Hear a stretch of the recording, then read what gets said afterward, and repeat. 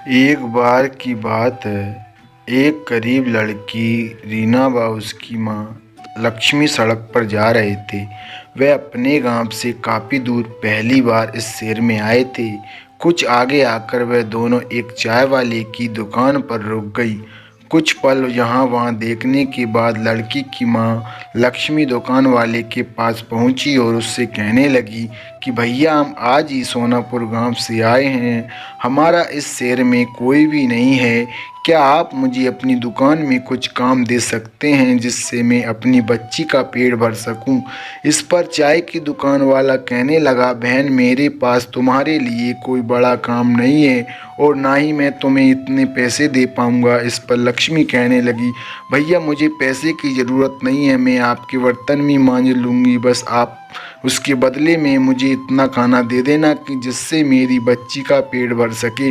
दुकान वाला कहने लगा, ठीक है बहन, लेकिन तुम रहोगी कहाँ? इस पर वह बड़ी मायूसी से कहने लगी, भैया, मेरा इस दुनिया में कोई नहीं रहा, क्योंकि रीना के पिता का देहांत हो गया है, जिसके बाद मेरे ससुराल वालों ने मुझे और मेरी बेटी को धक्के मारकर घर से बाहर कर दिया है।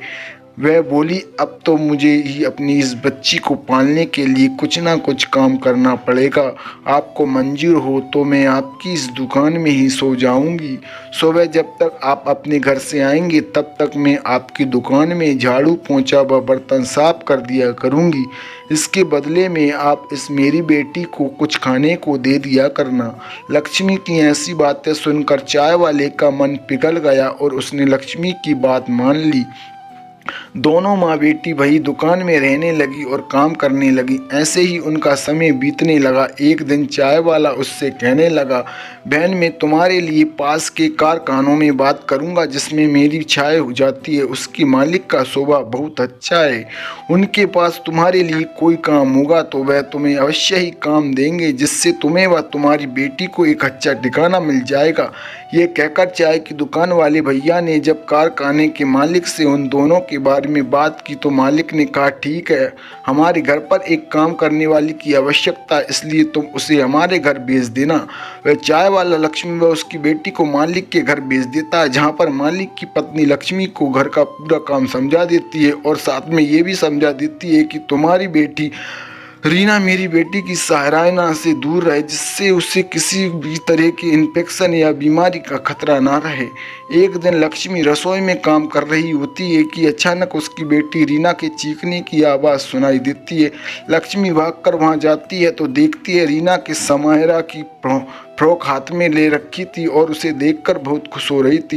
इतने में मालकिन भी वहां आ जाती है और लक्ष्मी व रीना को डांटने लगती है। ये कहती है कि लक्ष्मी, मैंने तुमसे कहा था ना, मेरी समायरा की किसी भी चीज़ को हाथ मत छूना और जिससे दूर रहना। ये कहते हुए मालकिन समायरा की उस फ्रॉक को रीना को दे देती है और कहती है, अब इस फ्रॉक को तुम ही पहनना। ये कहते हुए ही गुस्से से ये कहने लग चली जाती है कि एक दिन मालकिन व लक्ष्मी पास के बाजार में सामान खरीदने साथ में जाती है और रीना व समायरा घर पर अकेली रह जाती है। वह दोनों अलग अलग खेल रही होती है कि अचानक समायरा को चक्कर आ जाते हैं और समायरा बेहोश हो जाती है। तभी पास ही खेल रही रीना की नज़र समायरा पर पड़ जाती है और वह भागकर उसके पास पहुंच जाती है।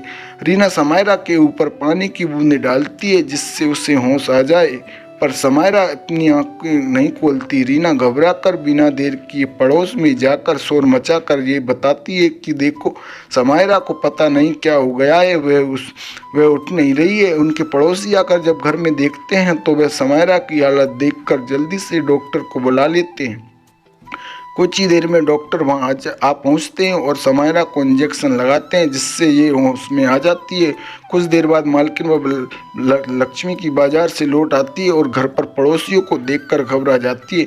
समायरा की हालत देखकर तो मालकिन बहुत ही परेशान हो जाती है, लेकिन डॉक्टर उन्हें दिलासा देते हैं कि अब वह ठीक है और कुछ दवाइयाँ लिख देते हैं। समायरा की मम्मी उसके पापा को भी फ़ोन करके बुला लेती है। डॉक्टर उन दोनों को समझाते हैं कि ब्लड प्रेशर लो हो जाने की वजह से समायरा को चक्कर आ गए थे और वह बेहोश हो गई थी। ऐसे में अगर सही समय पर रीना पड़ोस में जाकर लोगों को नहीं बुलाती तो कुछ भी हो सकता था। वह रीना की बहुत तारीफ करते हैं और कहते हैं, अगर ये समझदार लड़की यह नहीं होती तो पता नहीं आज क्या हो जाता। डॉक्टर की ये बात सुनकर समायरा के मम्मी पापा बहुत खुश होते हैं और रीना व समायरा को साथ में खेलने की इजाज़त दे देते हैं, जिससे लक्ष्मी की परेशानी और भी सुलझ जाती है। अब वह खुशी खुशी मन लगाकर उनके घर में काम करती थी और अब उसे अपनी बच्ची की भी चिंता नहीं रहती थी, क्योंकि अब रीना और समायरा सारा समय साथ खेलते रहते थे। इस प्रकार एक गरीब माँ और उसकी बेटी जिसका कोई सहारा नहीं था, उन्हें सहारा मिल जाता है और खुशी खुशी उसका जीवन व्यतीत होने लगता है। इसलिए हमें कभी भी जीवन की कठिनाइयों के सामने हिम्मत नहीं हारनी चाहिए और डटकर उनका सामना करना चाहिए। हेलो दोस्तों, अगर आपको ये वीडियो अच्छी लगे तो प्लीज़ हमारे वीडियो को सब्सक्राइब जरूर करिएगा।